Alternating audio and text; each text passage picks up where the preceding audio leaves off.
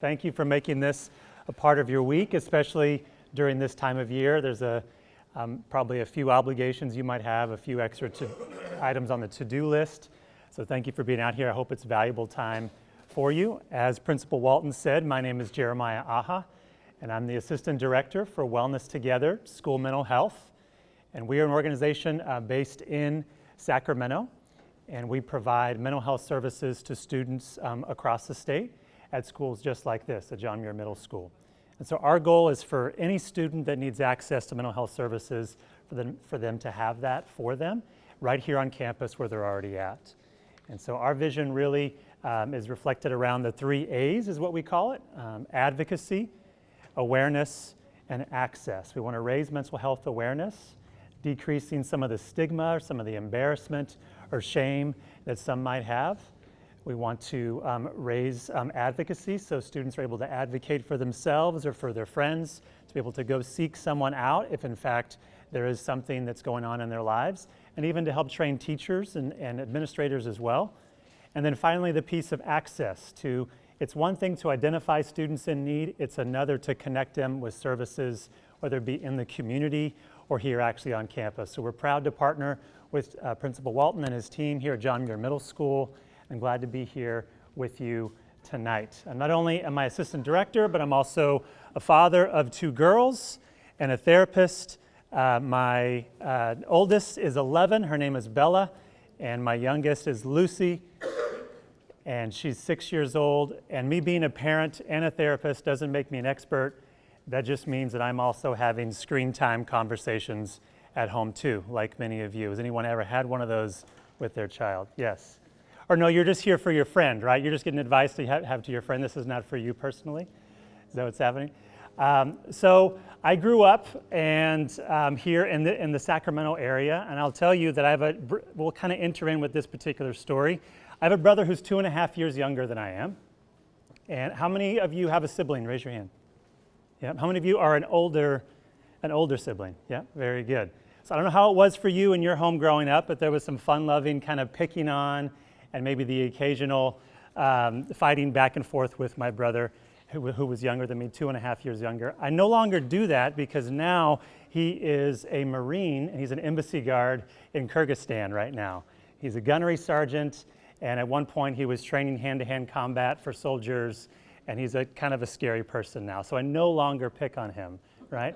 But one of the ways that we stay connected, and one of the real advantages and helpful things about technology we're going to start about is we can still stay connected from halfway around the world. As I mentioned, he's in Kyrgyzstan, which I also had to look at a globe to find out where that was, but it's north of the Mideast.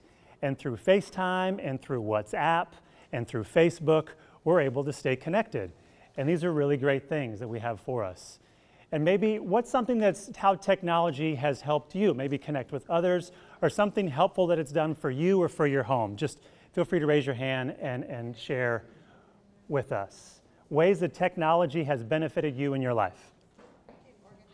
Stay organized, yes, using a calendar, maybe a to-do app, or reminders, absolutely. Siri's very helpful for that, very good. So it keeps us organized, it can help us stay connected. What else? GPS, yes. I had to use Apple Maps to get here and just followed what the lady on the phone told me to do, right? So it's very helpful, whereas 20 years ago, 30 years ago, if you wanted to get somewhere, you had to have one of these things that are on paper. They were called maps, and you had to fold them. The person over here may not be familiar with what I'm talking about, but way back when, maybe, is that your son? Yeah, okay. But you and I remember going into the gas station because we were lost, right? And we wouldn't buy something, we would just ask the person behind the counter for directions. And we'd say, or you can buy one of these Thomas Brothers maps right here, right? So it can keep us organized, it gets us to where we want to go, it can help us connect when there's family long distances. How about one more? One more way that technology has benefited our lives. Entertainment. There's a lot of entertaining things. Yes, I'd love to hear your answer. YouTube, yes. Right in line with entertainment. We're going to talk about YouTube and entertainment quite a bit tonight. There's a lot of great things that this can do for us, and there's something that we're going to step back into what I refer to as the 1900s, and by that I mean 1993. Okay, so there was some commercials that happened when I was about 13 years old. You can do the math there in 1993. I don't know how old you were, but I was 13, and I saw these commercials, and I could not believe my eyes and ears that these things were going to be a reality. So I'll play a few of them. Maybe you'll remember them. And if you do, we'll have a pop quiz afterwards if you can guess who the celebrity voice is for these commercials. Let me go ahead and play this.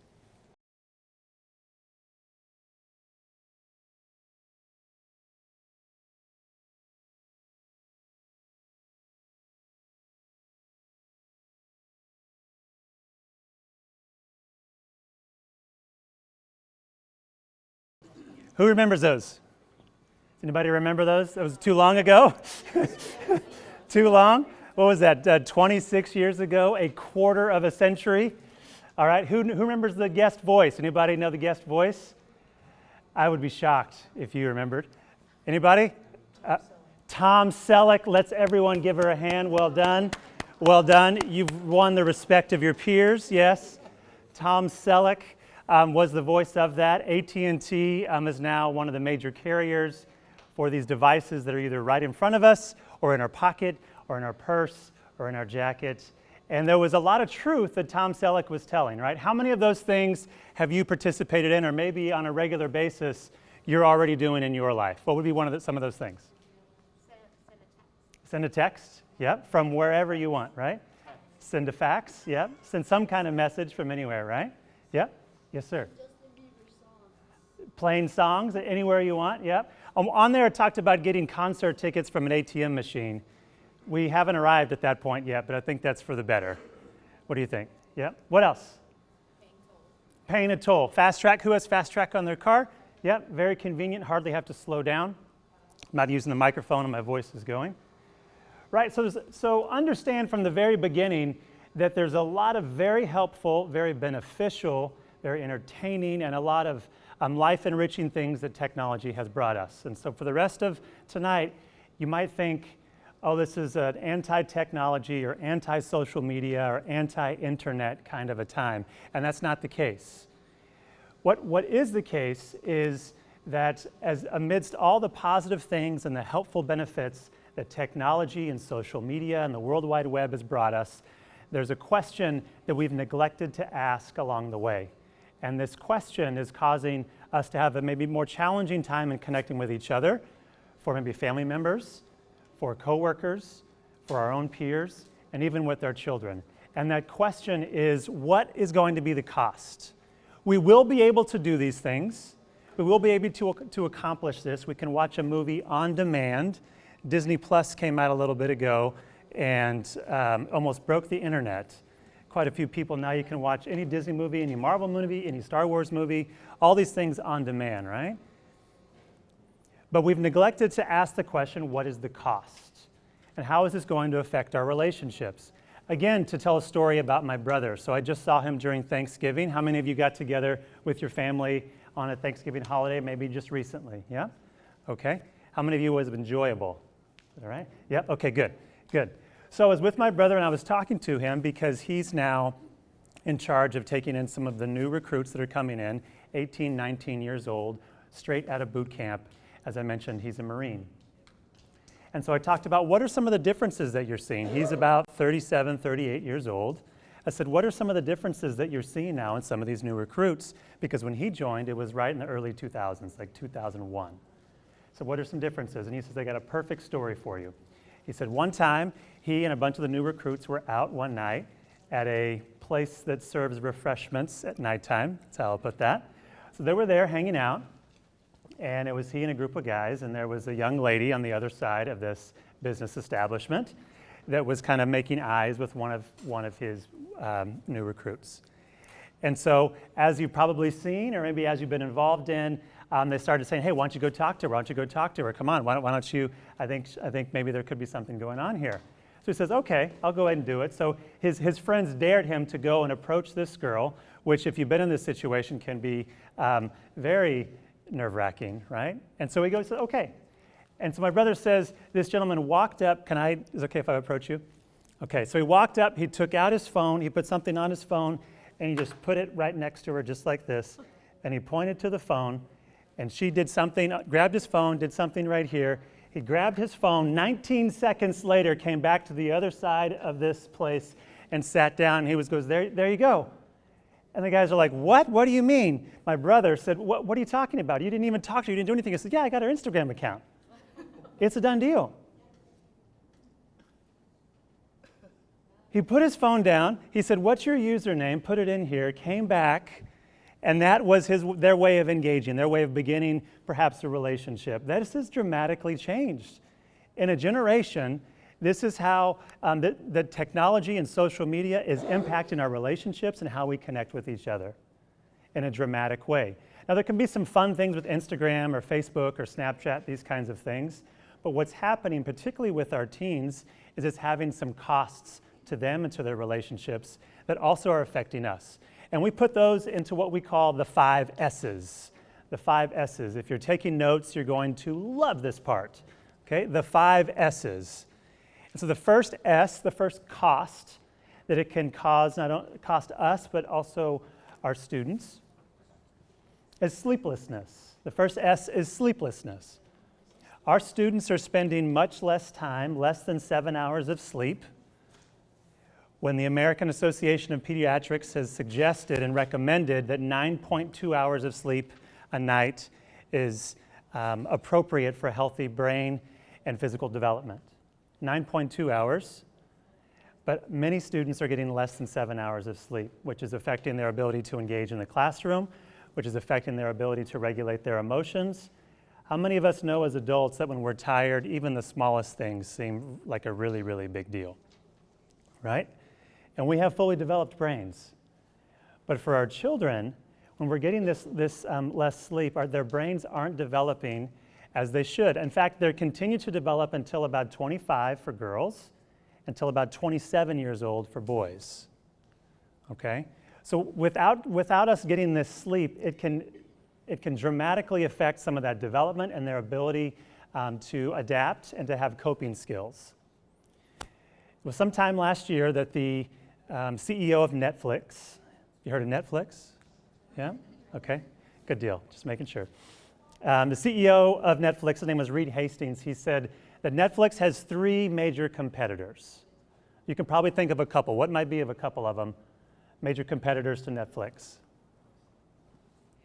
Yes, sir. Hulu? Hulu didn't quite make it at that time, but it's probably up there now. That's a good guess. It's a good guess. Amazon Prime might be one of them too. Facebook was one of them. YouTube was another. And the third one, just so we don't keep playing guess what Jeremiah is thinking, I'll just tell you, the third major competitor, according to the CEO of Netflix, was sleep. Sleep was the top 3 major competitor to their brand, because what happens is the more that we stay engaged, the more that we give our attention, the more money these corporations make. That's the way the business model works. If they retain our attention, then they're able to make money or to monetize this, all right? And this is not to paint these corporations as bad or evil or crooked, but this is the way the business model works. And so at the cost of us losing sleep, remember, if you've had Netflix for a little bit of time, or maybe you haven't, or maybe you have a friend that you borrow their account. How many of those are in the room? I did that for a little bit. But before, when an episode got finished, that was it. The episode was finished. You had to then go back into the menu and choose an episode and begin to watch another episode. This was just a few years ago. And now, for those of you familiar, what happens after an episode is over? Within like 5 seconds, it begins another. Before you can even make that decision, like, I should probably go to, oh, it's already on. I guess I'll just watch it, right? And it just keeps going. If Facebook was the same way. It didn't used to have the infinity scroll where you just scrolled forever and ever and ever. It used to be you would get to the bottom and you would have to exhaustingly click load more to get more posts on your feed, all right? So the more attention they are able to have from us, the more money that they're able to make. This is the way the business model works. A researcher, her name is Dr. Jean Twenge. She wrote a great book that explains the situation with our teens today. It's called iGen, and it stands for generation. iGen, I as in like iPhone, iPad, this kind of thing. It says why today's teens are super super connected, they're growing up less rebellious, more tolerant, less happy, and completely unprepared for adulthood. That's what she says. And in here, she discusses some research that less than 7 hours of sleep per night can double the chances of experiencing symptoms of depression and having at least one risk factor for suicide. And on the flip side, a protective factor for that, or some ways that buffers these kinds of things, is having more than 9 hours of sleep can decrease those symptoms of depression. So sleep is very, very important. That's our first S. The second S is screen time over authentic connections. As I mentioned before, the vulnerability and the effort that it can take to go to someone else and set down a phone, get their username, and leave is much different than having to look someone in the eye and say, "Hi, how are you? What is your name? Where are you from? What kind of things do you like? Where did you grow up?" These kinds of things, having a face-to-face in real-time conversation. As I mentioned at the beginning, and as Principal Walton had said, we have a therapist on site here at John Muir Middle School 4 days a week, working alongside the school counseling team to help with students that need some extra support. And for those first few weeks, it's a 13-week program. They meet weekly with our therapist. The first 3 weeks is spent on what we call psychoeducation, or educating them on some psychology, some ways to identify their emotions. And one of those things is redefining the word friend. Because friend, for our students and for our children, for those that we take care of, it means a very different thing than it used to when we were growing up as adults. Friend now is someone that maybe is a follower on your account. Maybe you've never actually met them in person, but you engage on a daily basis. Friend is someone that you keep up a Snapchat streak with, but maybe you don't talk to them when you're actually at school. So redefining that word friendship, because a lot of what social media and of what these ways of connecting can be like is like candy. And candy is good. Candy is delicious, but it doesn't give us the nutrients that we need. Social media is a lot like candy, and what we teach students is that real relationships is a lot like farming. Cactus in the desert. It's slow, it can be painful, it can take a long time, you may not see results for a while, and it takes a lot of effort, right? I've never grown cactus in the desert, but I imagine this is how it would be. A lot harder than just buying candy and eating candy, right? So when we are connecting mainly just digitally or just through a screen, as we're meeting with students, we find when we ask, like, "Hey, how was your weekend?" A student might say, "I was hanging out with my friends like all day on Saturday." Go along with the conversation and come to find out what that maybe 7th grade boy meant was for 6 hours he was playing Call of Duty with his friends on the other side of the world. Not actually in the same room, right? Not actually having a real-time conversation, but connected virtually not in the same place, right? So redefining what friend, redefining what connection looks like, because whatever your viewpoint is, we thrive best in relationships. We thrive best when we're connected with each other, both for us and our own peers as adults and for our kids. And we'll talk more about what that connection really does for them and how we can really help them through that. So tonight, as we continue on to kind of set some expectations, there will be some things on cyber safety, and I can point you to a few resources that would be helpful, some of our partners that we have that can help if there's some safety concerns that you might have for the students in your home.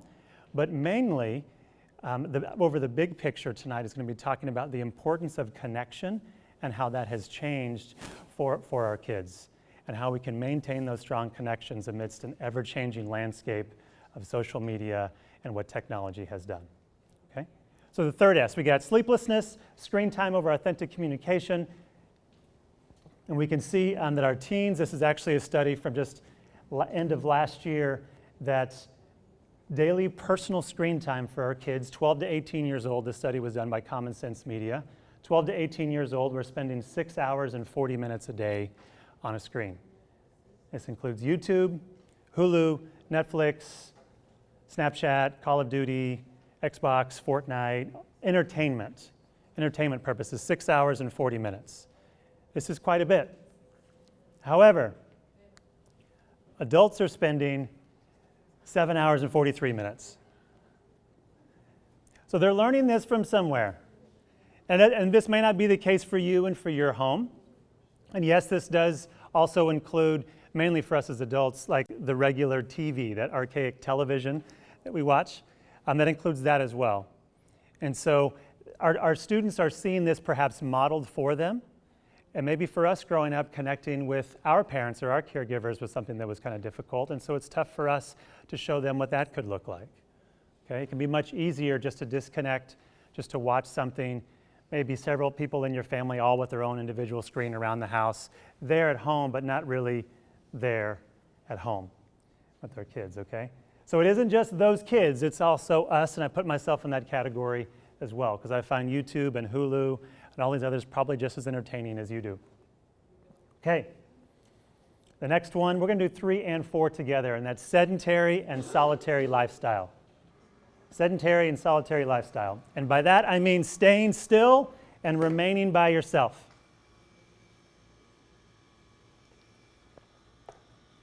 Sedentary as in not moving around too much, because oftentimes, unless we're playing one of those really fun Wii Fit games, we're probably not moving around quite a bit.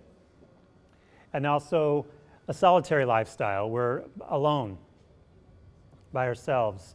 And oftentimes when our students are feeling maybe symptoms of low mood or feeling kind of anxious, we all can tend to withdraw and disconnect from those relationships. Maybe not feeling like going out, and so they might just stay in their room and stay on their device. Solitary and sedentary. So these 4 things is a perfect recipe for poor mental health. This is a perfect recipe. Not moving much, not connecting with others, not getting good sleep, and the ways that we are connecting is digitally. So we're not getting the full nutrients, so to speak, of an authentic relationship. And so what happens is we look to self-medicate. That's the 5th S, self-medication. Now this doesn't have to be necessarily drugs or alcohol. This can be an activity. This can be toxic relationships, something to help us feel better. Because we want to not feel so crummy, not feel so sad. And one of the things we talk about with students is pain seeks pleasure. When we're feeling bad, we want to do something that feels good to get our mind off of that or to distract us. And that takes the form oftentimes of self-medication. I want to show us a picture that a friend of mine sent me that really, I think, at least captures at least 4 out of the 5 S's. We can take a look, and I hope you're able to see it. And here we are. We're going to talk about this picture for a while. So this is at Target. This was an actual product at Target. And if you can't read this, this is a box, 36 of them as a matter of fact, of nighttime underwear, which is fine. Maybe you even have children in your home that wear these. That's not the point. That's not the issue of why I want to bring this up, okay? That is fine. We all develop at different levels, and that's okay. What I want to point out is this. We have, looks like, we can't see like what the hair might look like. So a girl or a boy, so just a child. This is for 60 to 125 pounds. So I don't know where that falls into. My 11-year-old's kind of thin. Shocker. So she doesn't weigh quite that much. But this could be for maybe a little bit of an older child. And what's going on in this picture? Number one, we gather it's at night, right? This is for nighttime underwear. Is anyone supervising this child?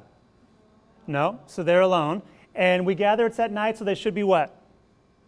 Sleeping would probably be a good idea, right? But instead, what's happening? What's in their hands? A tablet. And not only is there a tablet there, but there's covers over them, so they're very protected in case mom or dad happens to walk by and see the light glowing from underneath the table. Furthermore, this is an ad, again, remember, for nighttime underwear. So we have alone, unsupervised, on a screen. They don't even have to leave the bed if they have to use the restroom. They can just stay there.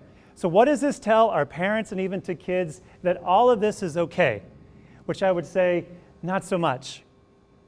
This is the point of the conversation. Again, not so much nighttime underwear, but seeing that unsupervised, especially at this age, I would highly recommend that this would not be a regular practice for the dangers that the internet can bring, especially for, definitely under 10 years old, for someone trying to navigate the world, what that could look like. There can be some dangers there.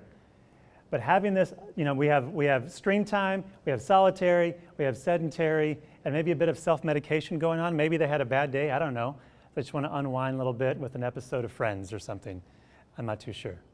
Okay? So the 5 S's, sleeplessness, screen time over authentic connections, sedentary and solitary lifestyle, and self-medication. Again, these top 4 is a perfect recipe for poor mental health. So as a result, number 5, we seek to feel better, or to self-medicate is the term, the 5 S's. So now it's time for us to connect. Since tonight's not just going to be a time where I speak for an hour and 45 minutes, but you all are going to connect together with each other, okay? So you might be sitting next to someone you know, maybe someone you've never met. But I invite you, if you're able, to connect with maybe 3 or 4 around you. Maybe they're just each at your own table, join up, and let's discuss this question. Why are we willing to pay the cost? There's great things about technology, but what drives us to still look past some of these things and pay the cost? This could be for you personally, or if that's a little bit too vulnerable, maybe for your child, or for maybe some friends that you might know, okay? I'm going to play some 5 S's tunes right here so it can kind of distract from your conversations you're having. And we'll come back in about 5 minutes and talk about it. Sound good? Okay, good deal. Why are we willing to pay the cost? Let's go.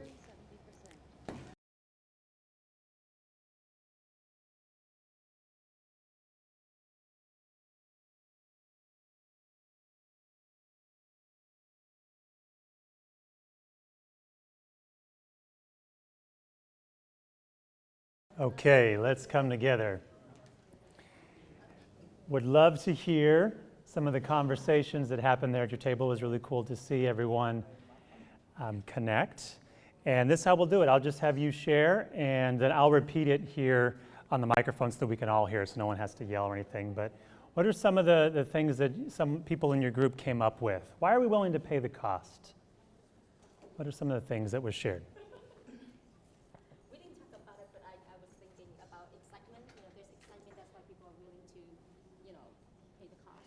There's excitement, there's entertaining, it's fun, right? There can be some fun aspects to it, and so it seems like, maybe it's worth it, yeah?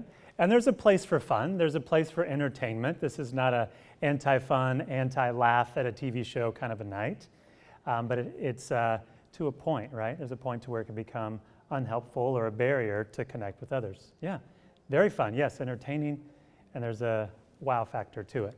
What else? Why are we willing to pay the cost? Our peers?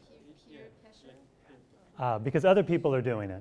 So everybody else is doing it. Well, I can't be the one at work who doesn't know about this particular show or this particular, game or what have you, right? Yeah, so wanting to be connected. It's kind of funny. What I'm hearing you say is this, in some ways, in being engaged in some of these media, is able to help you connect maybe in an offline environment, like when you are just face-to-face, to kind of know about what's going on in the world. Yeah, that's good. That's good. What else? Yeah. Not to face reality. Not to face reality, so to avoid some of the tough things. Like something is going wrong in the family, so you don't want to talk about it, and then you just like, I just go and entertain myself or this video, whatever, to get like away from Yes. whatever thing you need to address. Yes, thank you for sharing. Yes, what she said was sometimes there's some difficult things happening in your family, and it can be used as a way to kind of get away from that, or to separate ourselves from some of the chaos, or maybe even some of the pain, some of the uncomfortable emotions. So I'm going to just go and disconnect and just kind of watch a show to get my mind off of that. Yeah, I think we've all been there at least one point in time of our lives. Thank you for sharing. Appreciate that. So it's kind of a way to cope. It can be like that. Yeah, and to deal with some of the things. Because can we be honest? Life is difficult.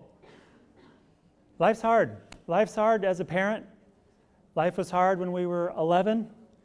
Life's hard as we're getting older. It's not always, but there's some difficult times through it. And tonight is about us being able to connect with each other to help us get through some of those difficult times and to help us come alongside our child, to help them kind of navigate life. Because it's hard for them too.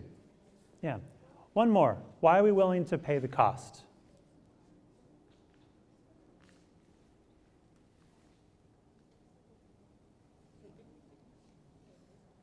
I'm a therapist, so I'm okay with silence. So it doesn't bother me. Yeah. No, we were talking about something kids, they don't listen. I put it away and they don't want to do it. Yeah, so the struggle over put the device away and it becomes kind of a fight. Yes. Yep. How many of you had that in your home where there's arguments or there's conflict over screen time? Is anyone brave enough to raise a hand? Yes, I think we've all been there. Yes, okay, thank you. He's raising her hand. Yes, yes. Now for parents, for many of them, because I work with families in my private practice, I meet with clients in Sacramento, that can be one of the first go-to forms of discipline or punishment, is you did something I didn't want you to do, therefore I'm going to take away your device. And what I'll say is in the short term, that can be effective and that can get the results that you want, to a point. Because sometimes, if that's the only means that we have of just restriction, it can become tough once stakes are higher. And I would offer that regulation over restriction, so maybe helping define some of those boundaries, which we'll talk about a little later on, defining some boundaries as a way to help them kind of deal with things. Because here's the deal, our brains, even our fully developed adult brains, are no match for the internet. They're just not. Billions of dollars is poured into how to keep our attention. The reason why the like button and the double tapping to get the heart and the alerts is to keep us glued to our phones. Us as adults, at least 150 times a day, we look at our phones. 150 times a day. And so the more that we can keep our attention, they can keep our attention, again, this is their business model. Now imagine an underdeveloped brain. Imagine your child having to deal with that. We think it's hard for us to, you ever gotten to your phone to check one thing like, oh, I need to add this thing to the list. It helps me keep organized. We go to the phone, we see an alert, and 19 minutes later, we're like, why did I even get on this phone? And you're looking at cat videos from around the world. Yeah? The same kind of thing. Imagine if your brains weren't fully developed, how hard that would be. Right? So it can be difficult. It can be a struggle. So sometimes helping our children put limits and set boundaries on those can be a far more helpful and a long-term solution for that. Thank you for sharing a little bit. Thank you for connecting. I think it'll be helpful for us because part of tonight is to hear that, hey, we're not alone. Other homes are having these same conflicts. Other homes are having these same conversations. Other parents are having these same struggles. You're not alone. And again, just want to thank you for being here in the middle of the week, before the holiday time, and this really shows that, hey, you want to find something that helps, and that's really cool to connect with parents and guardians that want to do that. So I have a quote here that we can also kind of continue our conversation. This is from a book called The Price of Privilege, and this is a 14-year-old boy that says this in the book. He was quoted as saying, "My parents and teachers are everywhere and nowhere at the same time." 14-year-old boy sharing this. My parents and teachers are everywhere and nowhere at the same time. What might he be trying to say? Physically they're there, but they're not connected with the child. Physically, my parents are always there, but maybe emotionally, relationally disconnected. Yep. So they're there, but they're not there. Yeah? Very good. What else?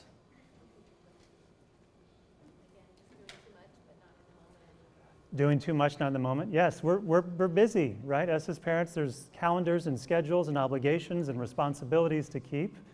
And so a lot of times it can be difficult, even for us as adults, to remain present in the moment.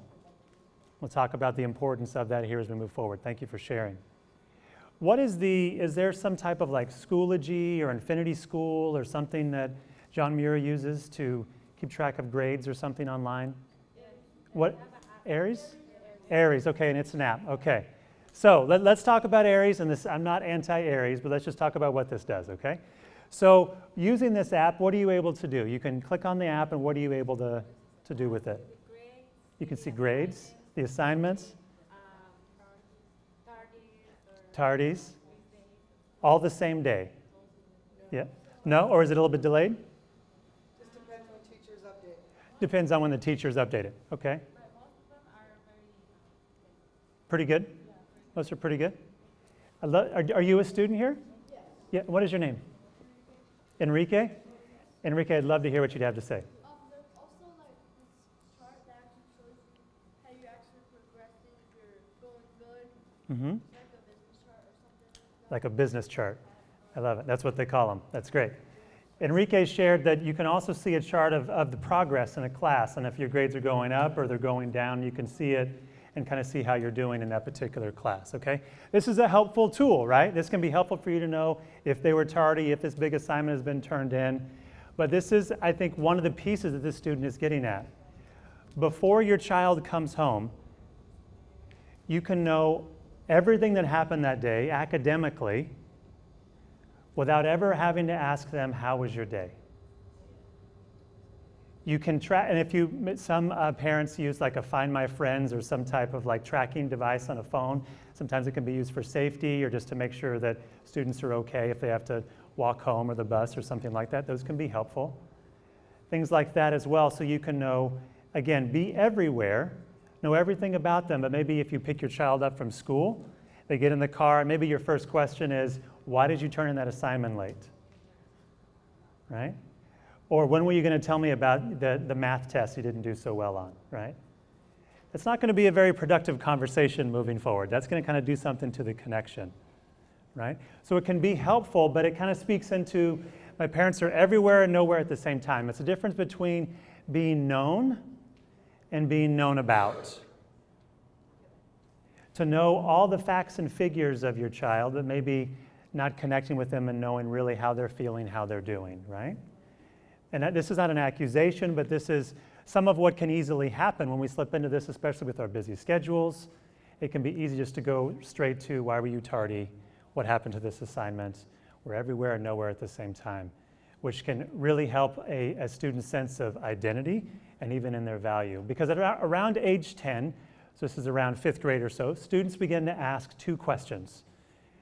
And this is, and as they're developing, they ask 2 questions that are very important. And we never stop asking these questions. The first one is, who am I? And the second question is, what am I worth? Who am I? And what am I worth? And around age 10, we begin to develop a sense of independence and kind of begin to develop some abstract thinking. We begin to think about this, who am I? What am I worth? And we're in a perfect room to talk about this, because I don't know if it's this way within John Muir, but when I was in middle school, where you sat in this room, you thought said a lot about you. Who you ate lunch with and who your friends were, you were believing that this had a lot to say about who you were, right? And they're trying to figure it out on who they are and who they're going to be. And also a second way to kind of interpret this question is, do I have what it takes? Do I have what it takes? Can I do this? Can I do this thing called life? And so students, they begin asking these questions around age 10, maybe a little bit older. Who am I? What am I worth? And this are questions of identity and value. And we as parents and guardians help shape these particular things in the context of our relationship with them. Their identity and their value.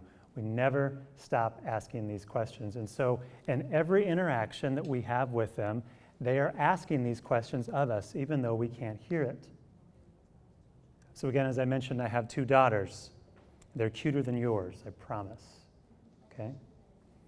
And it can be very easy for me to go home and maybe like you, to open my laptop and be there in the living room trying to get a few things done, or be on my phone trying to connect with someone there at the last of the day and they're in the room. And so if one of them says, Daddy, I want to show you this, or Daddy, I want to talk about that, and I don't answer, I have answered their questions, haven't I? I've said, you're really not that important, and what I'm doing right now is more important than me connecting with you, right?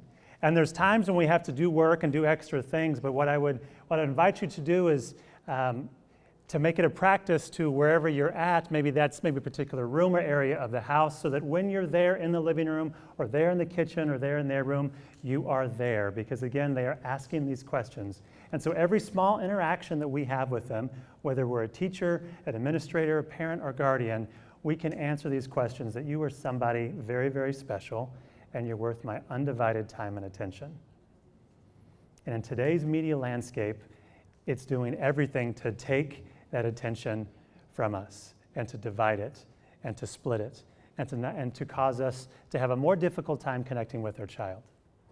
So these questions, again, we're asking still today as adults, and maybe if you think about it, we've maybe made some major life decisions because of these questions. Wanting to climb a corporate ladder or become higher within your organization or move to this particular neighborhood because you thought it said something about you. But deep down, underneath all of it, we as people, and you and your child, are the most valuable thing on earth. Where's Enrique? Enrique over there. Can I talk to you in front of everybody else, Enrique? Is that okay? Okay. Enrique, there will never, ever be another you. Ever. When you were born, this earth was made better because you were here. Because no one can ever, ever, ever replace you. Technology is really cool, and the stuff they're doing in medicine is really cool, but we can't make another Enrique. There's only one of you. You're all we get. You're irreplaceable. Perfect. You're smart, you're funny, you're interesting, you like the Warriors. We'll talk about that later. I'm kind of a Kings guy, but it's okay. But you're the most valuable thing on earth because no one could ever replace you. And we can't ever get you back after you leave. Just want to let you know that. You're making me sad for some reason. I'm making you sad. We'll talk about that later too, I'm sorry. But think about this, there will only ever be one Enrique, right? And that deserves a round of applause. Absolutely. Yeah. Even if you're junior or even if you're the third or the fourth, there's only ever going to be one Enrique. And the same thing for you, sitting where you're sitting, and the same thing for your child. And so for them to know at every point that they are absolutely priceless, that they are invaluable despite anything that they do or the things maybe that they don't do. And for us to be able to connect with them, maybe it's from the first time we saw them, maybe if when they were a baby, if they were there, if you could have been adopted or something else, the first time you saw them, the feelings that you had for them. Okay? Let's get to some practical things. Enrique, again, thank you. I appreciate it, man. I'm gonna go here. 5 ways to balance technology and relationships. Again, this is for the note takers in the room. Okay, so we already discussed that us as adults, that we're doing even more screen time than our kids. So let our actions speak louder than our words. It's kind of difficult for us to talk to our kids about maybe being on screens less when we're still on our screens, okay? So have times, as we'll talk about later, where there's like some screen-free zones in the house, or there's screen-free times in the house, or ways that you're also trying to help regulate your own media use to try and connect with them.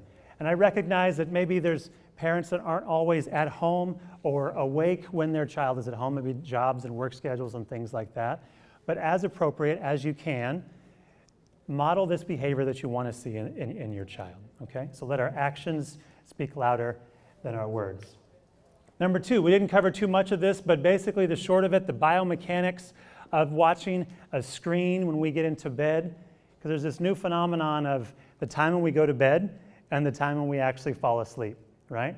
Because usually, even for adults, that device goes to bed with us. And we watch videos or shows or things like that, and we're kept up. That light that's emitted from those screens, Harvard did a study on this, this tells our brains it's time to stay awake. It's time to be alert.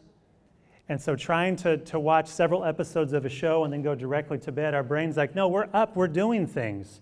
So it's going to make it harder to have that deep REM sleep that especially our students need.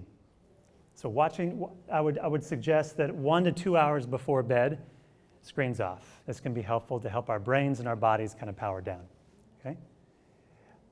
Number 3, set limits on screen time. And if you have a recent version of iOS or the operating system on an iPhone, I believe even Android has this too, you're able to see and track how much time is spent on that phone, and you can regulate that as a parent. If your child has a device that you have for them, you can set boundaries and restrictions on how long they can use certain apps, what they can access, and what they cannot. And we can talk afterwards if you'd like some more information on that. Before we mention screen-free zones in the house or screen-free times, we'll talk about one of those later, just to show that, hey, this is people over screensville right here. This is people over screens this particular time, okay? And 5, indulge in the real world. This includes things like going outside, You know, maybe going for a walk, maybe cooking together or making something in the kitchen together. I got a chance over the holiday break to play Monopoly. Some of my family hadn't played in like 30 years. It's still just as good. I would offer that to you. Or checkers or something that it's a screen-free kind of time and it can be really fun. Okay. I'm going to pause real quick just to leave time for questions that you might have. This is kind of a good break time. We'll have some more times where we're going to engage with each other. But any questions so far on any of the material that we've covered? We're over halfway through, but wanted to check in with you. Yes? Okay, so I'd like to know what you think a good limit of screen time is. The question was what a good limit of screen time is. Great question. So I have a 7th grader. A 7th grader, so 13? She's 12. 12, okay. So my first answer is going to be a very classic therapist answer. Well, that depends, okay? But I'll give some details to that. So how much time is a safe amount of time or is a healthy amount of time? What also American Association of Pediatrics says is 1 to 2 hours a day. For the whole day or like after school, evening? So personal screen time, so non-academic, non-schools, because I'm sure, my guess is Chromebooks or tablets or something is used here at school at a device with students. And that is different than like a Hulu or YouTube or thing like that. So 1 to 2 hours, they would say, depending on your child and where they're at in their own development, and you would know that best. 1 to 2 hours is something that can be still appropriate and still healthy and not have as much of the corrosive effects on our mental health, on our relationships for that. Now that may be like, oh my gosh, that's going to be an all-out battle to get it to that, or that could be an appropriate amount. I'm not too sure. Some families do screens only on the weekends. Over here, Enrique said, what? Go for it. I have a follow-up question to that. Follow-up question, go for it. So when we were talking as a group, it was about, restricting screen time and the fight and the problem and all that. So is it worth it? Like if I take her phone or I try to connect, so she doesn't want to connect, she doesn't want to play a game, she doesn't want to hang out, she doesn't want to do something together, so then she sits there like she got murdered. The big pout, the big... So is that worth it? Like it's okay to let her sit there and pout because she doesn't have her phone? Right. So the question is, if I take the phone away, it becomes kind of a, the house suffers. She's going to pout. She doesn't want to play games. She doesn't want to cook. She doesn't want to go outside. Is it worth it to have to put up with something like that? Yep. I think that's probably a question that a lot of people's minds in the room right here. So again, I would offer it's a case-by-case situation. And one thing to go home, it isn't like, I went to this talk, and this really tall guy talked about that phones are bad for you, so we're going to get rid of them. Okay? Probably not very helpful. Okay? But what can be helpful is having a conversation with her, judgment-free, asking open-ended questions. Open-ended meaning it can't be a response of just yes or no or just one particular thing, but questions that start with what or how or maybe even tell me a little bit more about what are some of the favorite things that you do on your phone? What are some of the apps that you and your friends use? What's something that's maybe happened that's been disappointing when you were using your phone? Try to get into her world and where she's at because it's probably a lot different than what we think it is, right?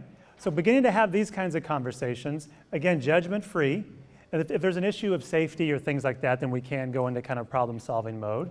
But being able to connect over that and just to understand like, hey, this seems to be really important to you. I would love to know more about that, and I just want to listen to see where you're at. And then kind of find out, okay, what are some ways, and we'll get to this part in a little bit as we'll be doing some role playing, what are some ways that we can do this, but I'm still able to connect with you, right? And for some parents or some guardians in the room, connecting with your child in a real-time way, that may be something new even for you as an adult, like, oh man, that hasn't been going so great so far, and they're a teenager already, like how do I all of a sudden just change myself? That's also a slow process too, kind of like a dimmer switch that slowly kind of turns on. It's going to take some practice even on our parts to kind of change how we've operated, right? So I would begin by having that judgment-free, open-ended question kind of conversation, one of many, just to talk about why this is important, what it means to her. Because there's some element, I'll say this too, Remember how coming to school or going out or being with your friends was a really, really big deal when you were 12, 13, and 14 years old? I would imagine that many of us, if not most of us, that having those social connections was important. And we valued that, and we enjoyed that. And that's part of where we got a little bit of our identity even growing up too, was from our peers. If you have a middle schooler around right now, what you have to say is becoming less and less important compared to what their friends have to say. And that's not on you personally. It's nothing about you. That's just where they're at in their development. Where their peers are going to be more influential than your wisdom, no matter how great and flawless it might be, okay? And so taking that particular phone away, just an immediate, I'm taking this away, and not to say that that shouldn't happen sometimes, because I think that can be something that would be helpful. This is also because this is the main way that the students are connecting. This is a cutting them off socially from their friends and from their peers. And again, that's a kind of a system kind of a thing. That's not a you kind of thing. And what I mean is, because a lot of them are connecting in digital ways, because they aren't connecting as much in face-to-face in real time, then removing that particular device altogether for them is, you're removing me from all of my friendships and all that's going on, and what am I going to miss out on, and who's going to say this, and did I get a comment back? And their sense of identity and value, remember those two questions? And the same way that our kids are coming to us and they're asking these questions, even if we don't hear them say that, who am I and what am I worth? They're also going to their devices to get those questions answered. And the answers that they're getting aren't very helpful. It's you're not really that much unless you buy this, do this, wear this, drink this, go to here, that kind of thing, right? And so when they're getting a lot of these kinds of answers just digitally, and a lot of their identity and value is based on this kind of the digital ways of connecting, we remove that. It's a different dynamic than what it was for us 30 years ago, 40 plus years ago, of you're grounded. It's kind of even heightened in some sense. And again, to cap it off, not to say that sometimes that isn't an appropriate measure of trying to remove some privileges and luxuries that your child has. What do you think about that? Okay. We can talk some more. It's a great question. And that's definitely not a 2 minutes and then there you go kind of thing. Any other question before we move on? These are good. Okay. Here we go. Let's continue. So let's talk about listening. Let's talk about how we can do this. We're going to go into another kind of activity time with those around us. So listening creates safety. This is from Dan Siegel's book, Brainstorm. It's about the developing adolescent brain. And so we see this person, let's say you're there on the left, and let's say your child is there on the right, and you say, how are you? And they say, great, and there's a mask that's up. And then when we lean in and we say, how are you really? We want to connect with them. Maybe we find out that when we're there and available to listen, we find out that maybe things aren't all that great. Maybe there is some masks that are being worn. Maybe there is some things that we're hiding, because again, those emotions can be unpleasant and can be tough. Hopefully this isn't what happens literally, that tears are literally jumping off of their head kind of thing. Hope that's not the case, but we can see that listening can create a place where maybe others are able to share with you. We're going to talk about how to do that, because listening can be kind of a lost art, okay? So we're going to practice that by something we call discussion versus dialogue. And this is from a book called Crucial Conversations. It's kind of more in the business world that this book was used, but it's been very effective in working with families in therapy and even in some of these parent trainings. We're going to talk about the differences between these two and how we can implement this even as soon as tomorrow into our homes, okay? Discussion versus dialogue. So there's two kinds of ways of looking at conversations. One, there's a discussion, and that's kind of a problem-centered conversation. There's lots of discussions that happened at work. There's lots of problems that need to be solved, a lot of solutions that need to be found, right? Even things at home, who's going to empty the dishwasher, who's going to take care of the laundry, did we get pet food, whatever it might be at your home, whatever it looks like, there are problems that need to be solved, there are topics that need to be discussed, okay? So if we were talking about this pointer, right, or this slide advancer right here, if we were talking about it, and I would say, start describing it, it is a relationship of me and it. Me and this particular thing. It's a discussion about this particular thing, okay? And you're talking about this, and I'm talking about this, and we're all just talking about this particular slide advancer, okay? Nothing particularly wrong with that, but what happens is, or what the alternative is rather, is we can have what is a dialogue, and that is a person-centered kind of conversation, a person-centered conversation. Now, dialogue isn't me and it, but it's me and you. The relationship is between me, and the connection is between me and you, not just me and this particular thing. So I can talk to you about how this makes me feel, and I can ask you how this makes you feel, or I can share something like, this reminds me of a car that my uncle had when I was growing up. And all of a sudden I'm telling you about me. I'm sharing about me, okay? And oftentimes, especially for us as parents, we talk about screen time, or we talk about the device, and it becomes about this particular thing. And there can be helpful things that happen within discussions, a me and a it kind of thing, but those conversations are going to be far more effective if we connect me and you first before we get to the screen time. And that's why I invited you that tell me what it is, tell me what it's like for you on your phones and what are the things you do. You're talking you and your daughter, having a dialogue, not just, I don't understand why you're on your phone so much. You know that your grades are suffering because of this, and how much TV are you going to watch it? Then this is just about the me and it, right? None of us in the room have done that, right? We can very easily become a me and it kind of thing, having a discussion. Something that connects us and that builds connection with our child is having a dialogue, and we're going to talk about how to do that tonight. Have a me and you. So, partner up. You and someone else there next to you. You and a partner. And this is what we're going to do.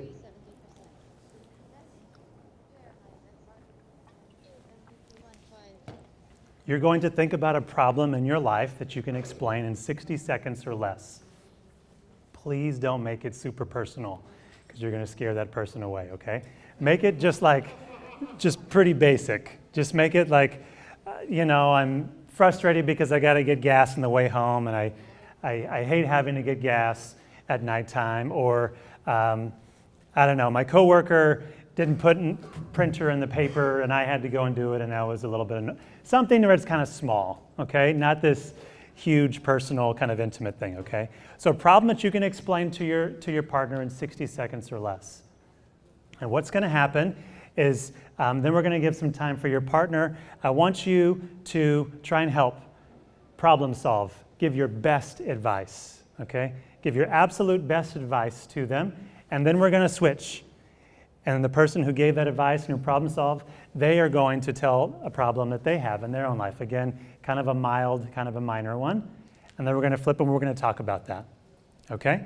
So I'm going to play some problem-solving tunes here for us.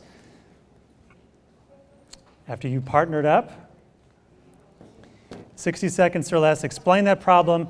And what I'd like for us to do is then feel free to help. Ready and go.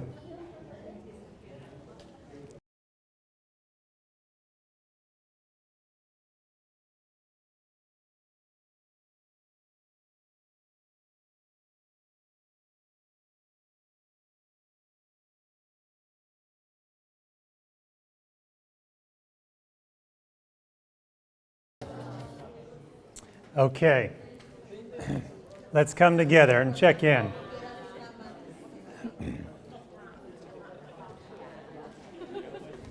I like hearing the conversations. I like hearing the discussions. So first off, I'd like to hear from the speakers, from the one, when you were a speaker, how was that experience for you when you were a speaker? Yeah. I felt like he listened to me. He really got into my problem. Nicely done. Felt like he really listened to you, really got into your problem. Okay, very good. All right, how else did it go as a speaker? When you were a speaker, how was that experience for you? And if it wasn't that pleasant, you're welcome to share too. The best answers are the honest answers right here. It feels good to have someone to listen to your problem, even though it does not have a solution, but it still feels good to express your emotion out. Okay, very good. So what she said was it feels good to have someone listen to the problem. Even if they couldn't solve it, you were able to at least express what was on your mind. Yeah? Very good. You had an uninterrupted period of time to talk to someone else that was going to have their undivided attention on you. How often does that get to happen throughout the day at home, right? You're welcome for that, okay? Now as a listener, or maybe the problem solver, how was that when you were a listener? How was that experience for you? It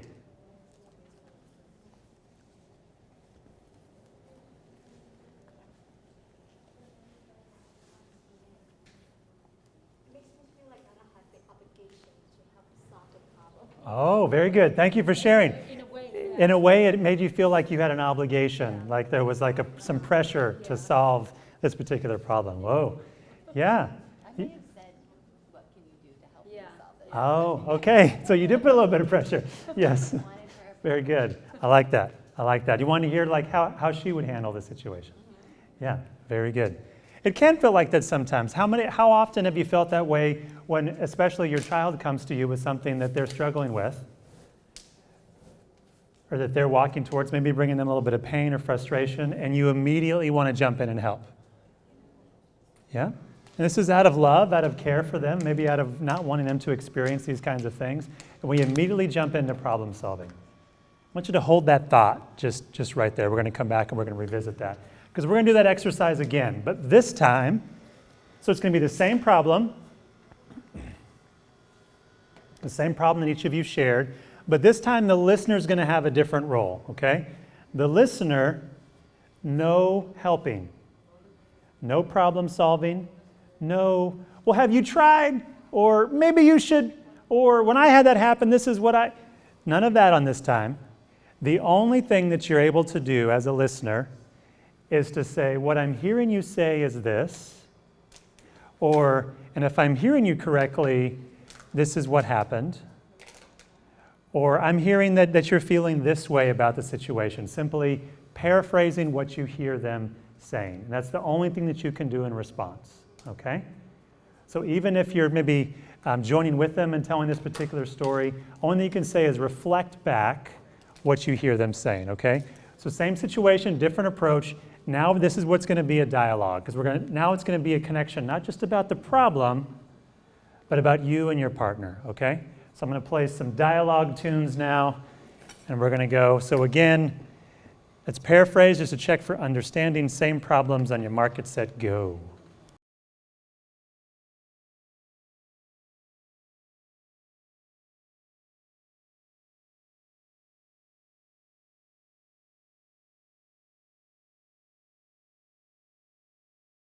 Okay, dialogues are done. Feel free to looks like there's some, still a little bit of dinner and some snacks left over, so feel free to get some refills or fill up if you'd like.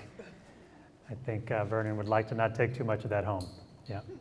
Okay, we're going to talk about the differences between those situations. As a speaker, how was that for you?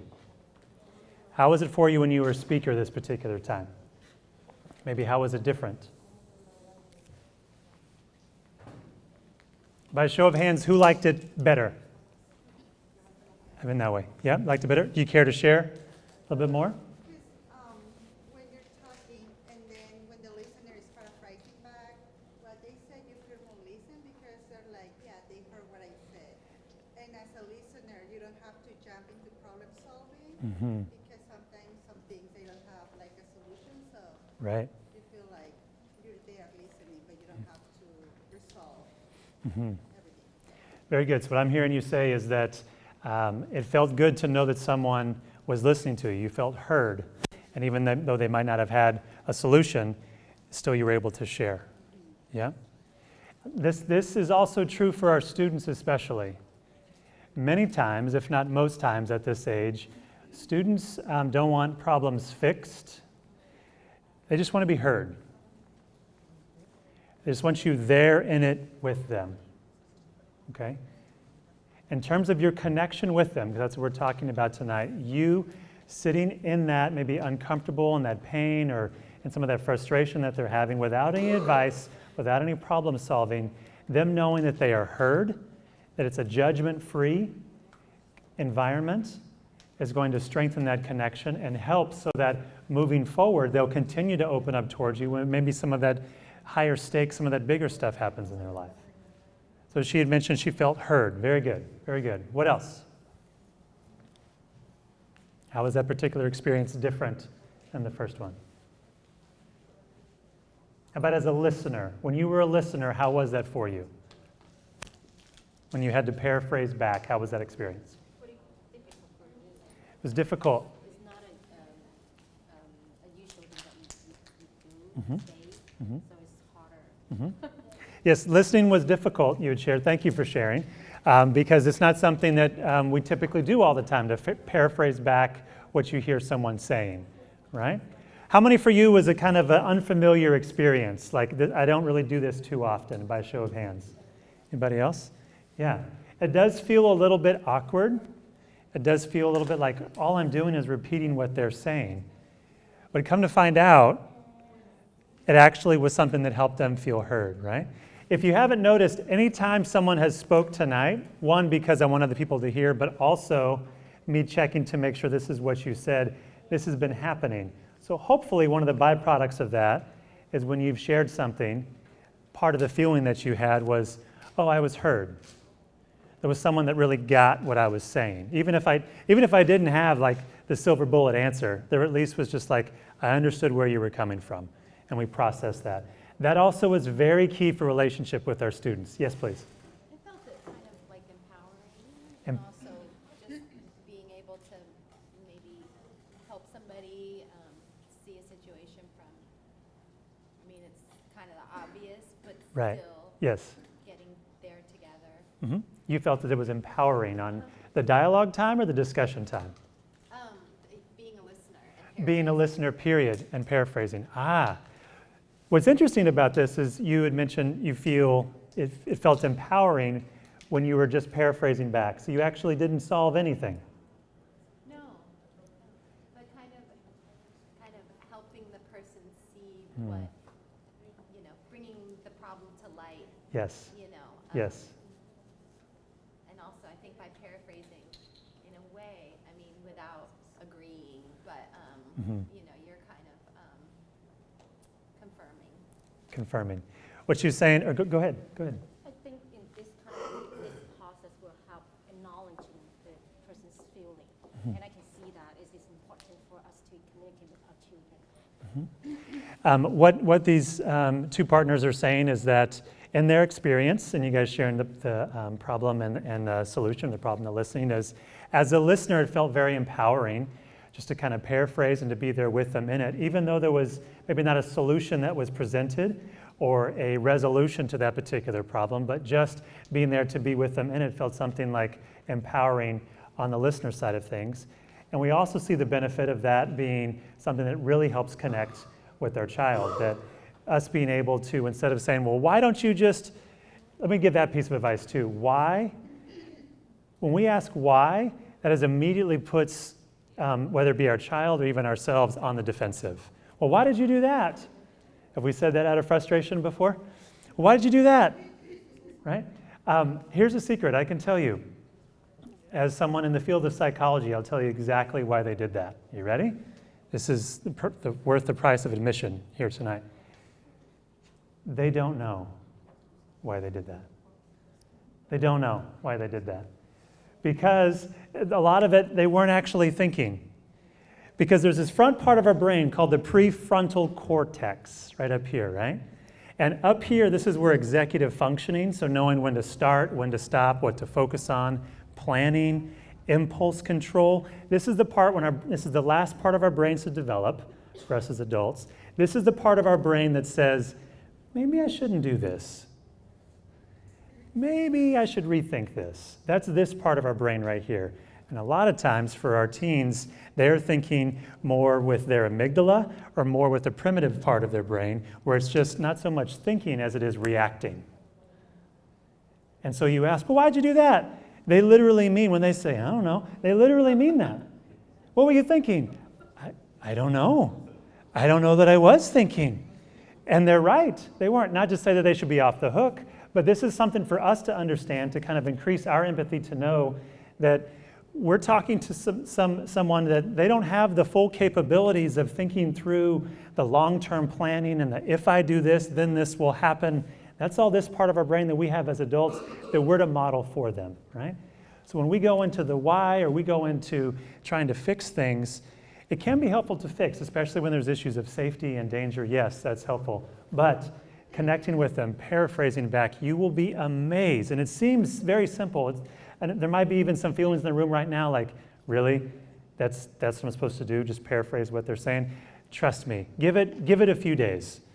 Just maybe your son or daughter or whoever's there in your home says, this happened, or maybe if they maybe aren't talking too much to you, maybe anything that they share, just you paraphrasing back what they're saying.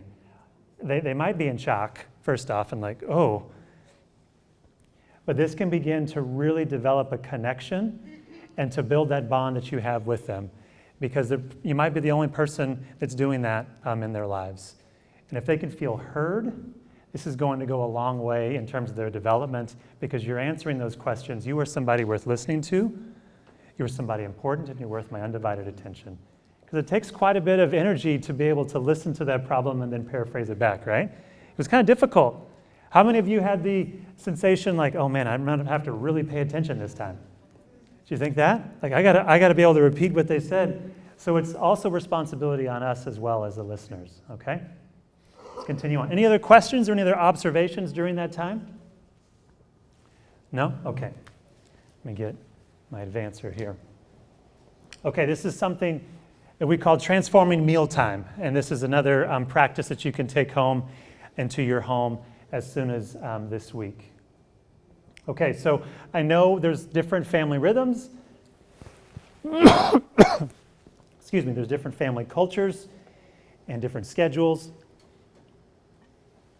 here tonight. So some of the things that I suggest, it may be wildly different than the way your home operates, and I just want to give room for that. Or it could be maybe something that is doable with some effort for you and for your family, okay? So every family is different, every home is different.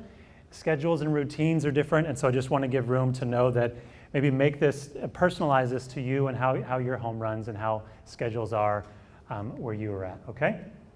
So the invitation is this. Number one is to share a meal. Maybe it's not dinner, but to share a meal, or maybe it's a morning bowl of cereal or something. And if this isn't a stretch, 3 times a week.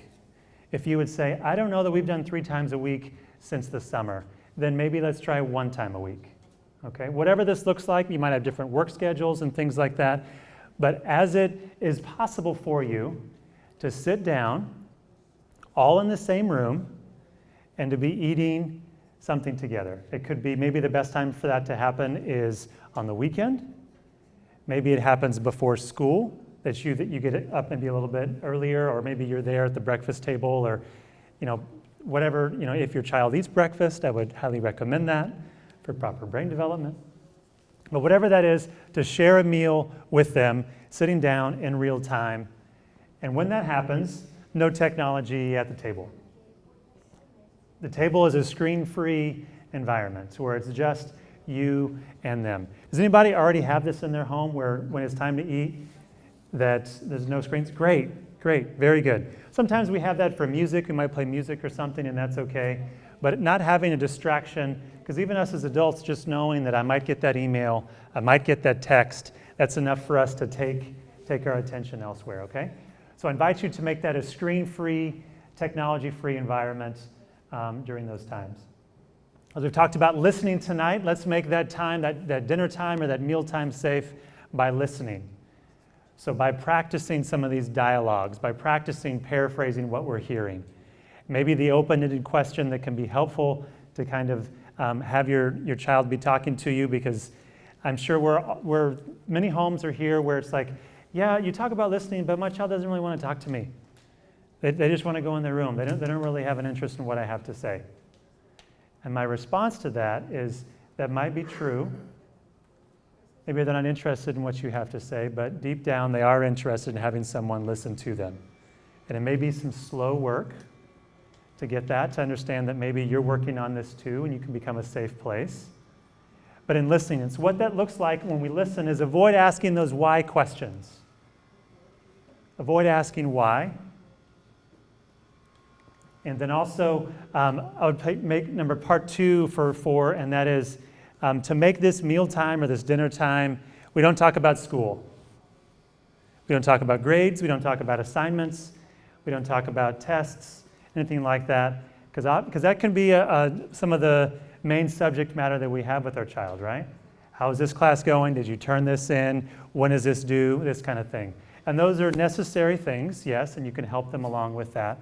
But make these times safe by just listening. Avoid asking why. Maybe we make, for those few moments throughout the day, we're not going to talk about school. We're going to talk about something else. Maybe something that they want. Maybe one of those open-ended questions is, what was the best part of your day? What was the worst part of your day? Some families do that, highs and lows, best and worst. Maybe you all go around, whether you eat in your living room or over at some other table, all go around and share, this is the best part, this is the worst part. And just simply by listening and reflecting on what you hear. Okay? So I would invite you to make this a regular practice and helping to connect with your child and what it can look like in real time to connect with them, not just over screens, which is probably going to be something new and maybe a bit unfamiliar for them. But by a show of hands, how realistic might this be for you in your home? Just a sense of, am I way off? Am I getting close? Is this kind of doable? Okay, good deal. And like I said, if 3 times is just way too much, that's okay. Dial it back. Just try and make a regular rhythm where it's at. And for some family cultures, it's like Sunday night. I remember growing up, Sunday night, we had a family dinner, especially during the summer at my grandmother's house in South Texas. That was just when everybody came over. So that was a natural thing for us. But there's busy schedules and commitments now, so it could be different, right? Okay. So I want to go into a time where it's really just for you to ask questions and for us to have kind of some dialogue and some discussion about those particular things. I do want to share one particular app, one of our partners. I'll show you their website in a second. It's called Bark. Bark.us is the website. I'll show you that in a little bit. And it can be a very good tool as a way to monitor your child's activity online, on their social media apps and on browsing and things like that. Not as a way to be intrusive or to read everything, but as a way to help you have some of those tough conversations or to alert you when there could be something dangerous or unsafe for them. So I can show that in a little bit, but I want to give a chance for you to ask questions and we can kind of have a little bit of a dialogue, a little bit of a discussion before we kind of end our time. We still have a little bit of time tonight. So feel free to raise your hand if you have a question during our last 15 minutes or so. Yeah. When is the age to give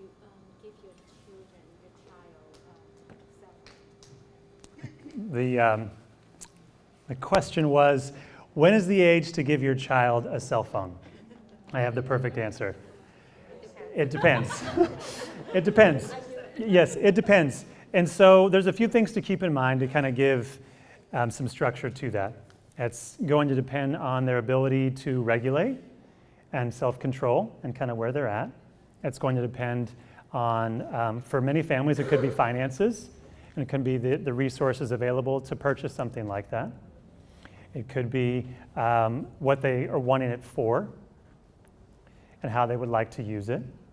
There are plenty of resources online, and we can talk afterwards if you like, but a way to make a technology agreement with your child, almost like a contract, that if you're going to have this device, whether it be an iPad or a phone or something, then you need to agree on these particular things and these particular rules. Maybe it's off at this certain time. Maybe it's not going to be used, or it's not going to be in your room when you're alone doing homework, because that multitasking can make things last so much longer, especially for our kids. So I would recommend, if that is a step you'd like to take, to have some screen time agreement with them. And we can talk about those one-on-one. It's going to depend on how they are able to regulate some of that. And for some, it is near a necessity. For some family schedules and things, maybe they have to go to a friend's house or be somewhere else, or maybe there's in terms of safety, and so you want them to have a phone. I would say if you can get away with a flip phone or a non-smartphone, and yes, it will be kind of weird for them. So my daughter's 11, as I shared, and she already has a couple friends who have their own phone, and she does not, just so you know. That doesn't say follow what I'm doing, but just kind of where our home is at. And if it does come to a point where she needs one, it's probably going to be a non-smartphone kind of thing. And the reason for that is the idea of our kids having full access to anything and everything that they want at any point in time of day is something that needs to come with some restrictions and some safeguards. and us helping them navigate that throughout the time. So for many families, that's part of the reason why they can start out with a phone that maybe doesn't have access to those kinds of things. If they need it for emergencies or for texting, we can do it how we used to do it 20 years ago and hit 555-44-883, dang it, backspace 33333. Remember that? Yeah? So that's my best answer. Typically, girls are farther along developmentally than boys. Not always, but that's also, it depends, kind of a factor to it as well. That's my best shot. Yeah. Good question? Just the big social aspect attached to phones, and I think, there's a lot of sixth graders that have, the newest phone hanging out their back pocket. Mhm. And, I don't know what's going on, but, maybe the incentives were there. And but I think that's tough for when you do want to get something like an iPhone 5, for your kid, heaven forbid.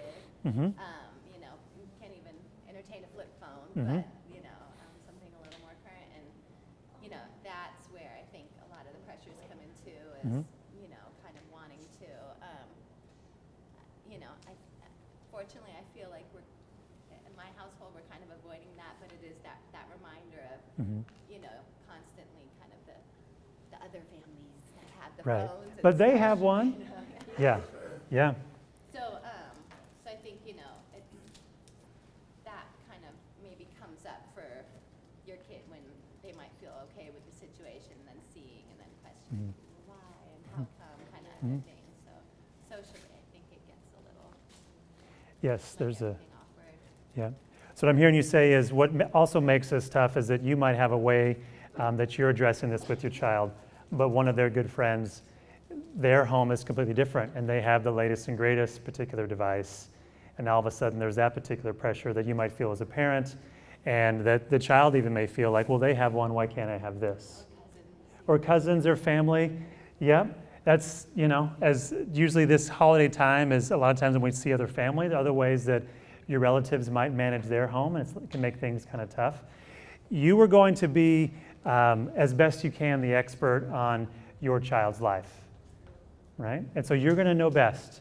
And it can feel a little bit isolating, a little bit maybe like on the outs for some of the decisions that you make. But for their own development, I think the big thing to keep in mind is what we're talking about tonight is the importance of connection with you and your child. And if that means that they don't have the latest and greatest, then connection with them is going to be something that lasts much, much longer. And not to say that if you have a home or if others have a home where they have iPhone 11 and it's that they don't have connection. Not saying that necessarily.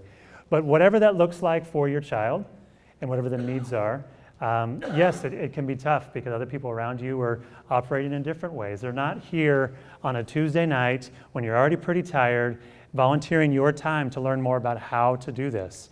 For other homes, it maybe not be as much of a priority, right? So it can be tough.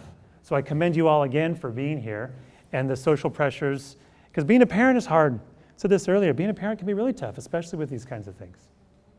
Yeah, thank you for sharing. What else?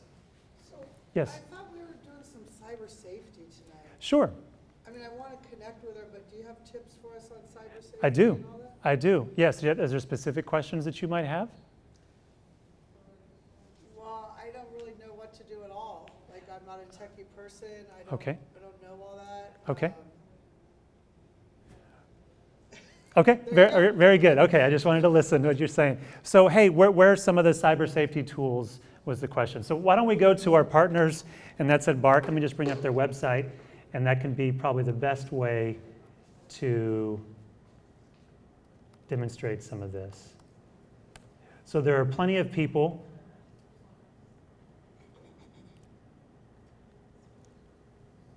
that are more experts on the dangers of the web and cyber safety and what tools to use about it. And I would rely on our team, our partners at BARC. You can get there at barc.us.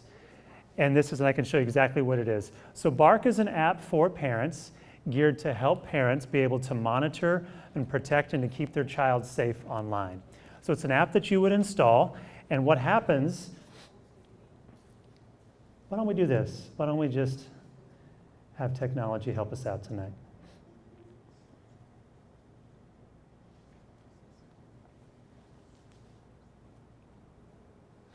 They're going to do a much better job explaining than I am.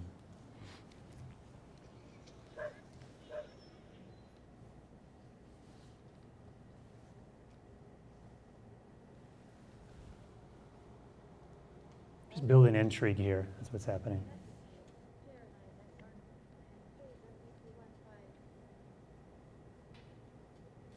Okay, here we go. When kids get their first phone, they're getting the keys to a larger world. But technology comes with risks, and the internet can be a minefield of potential issues like cyberbullying or online predators. So how do you keep your children safe? Grab their phone randomly and read all their texts? Spend hours every week trying to keep up with their online activities? Do nothing and hope for the best? Bark can help. Bark is an award-winning service that analyzes your child's text messages, emails, and social media, and sends alerts when potentially problematic issues arise. We'll also include recommended actions to help you handle the situation effectively. Here's how it works. Bark uses advanced technology that keeps up with the evolution of language and recognizes possible dangers. What kind of dangers? Well, anything from bullying, violence, and adult content to depression, self-harm, and suicidal ideation. Often, the only signs of trouble are hidden deep within a tween or teen's phone. The majority of the time, parents aren't even aware there's an issue until Bark sends them a notification. Think of it this way. When you get your kid a bike, you also give them a helmet. When you give your kid a phone, make sure they have Bark. Nothing can substitute thoughtful parenting or replace ongoing conversations about digital safety. But Bark helps parents and their kids work together, build trust, and even strengthen relationships. Get started with Bark, an essential tool for parenting in a digital age.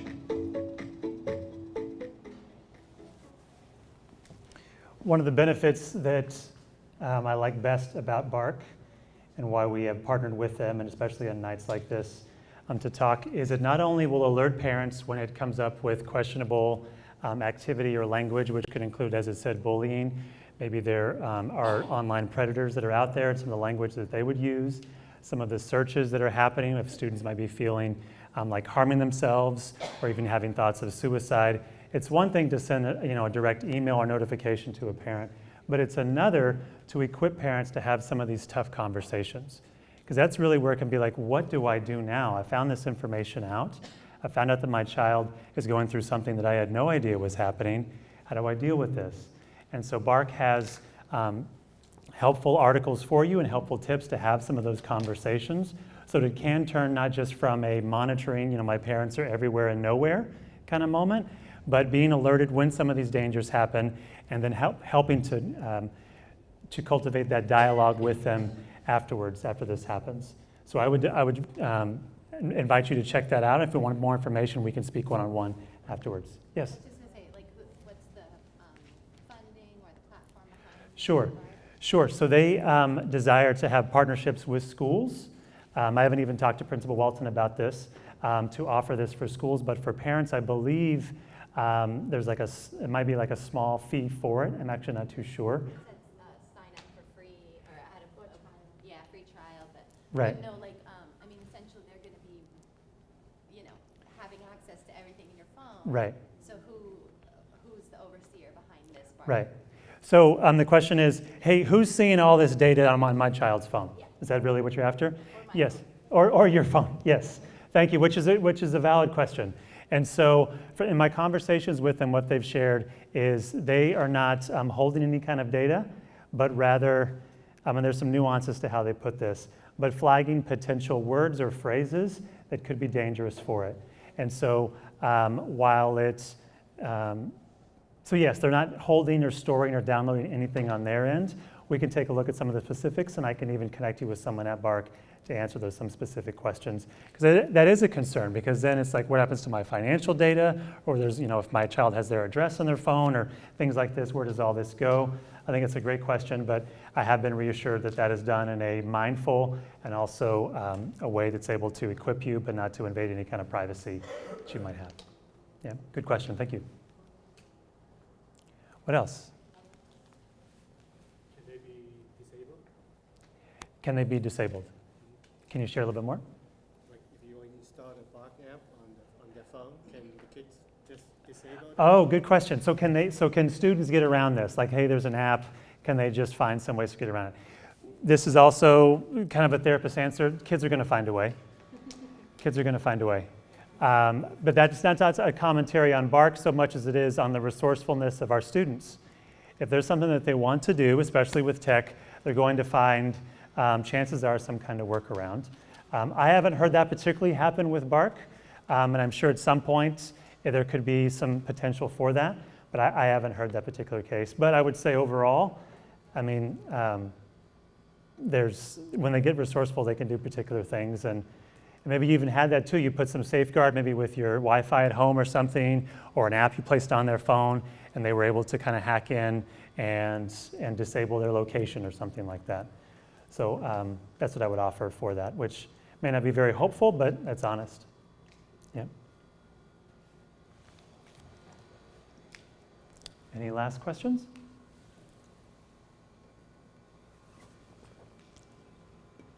Okay, well, I will take that as I don't think so. And I just want to thank you for your time and for your attention tonight, for being here. I wish you all happy holidays. If you have any questions, I'll be hanging around up here. Again, thank you so much for your partnership. Principal Walton, thank you. And you guys all have a good night, okay? Thank you.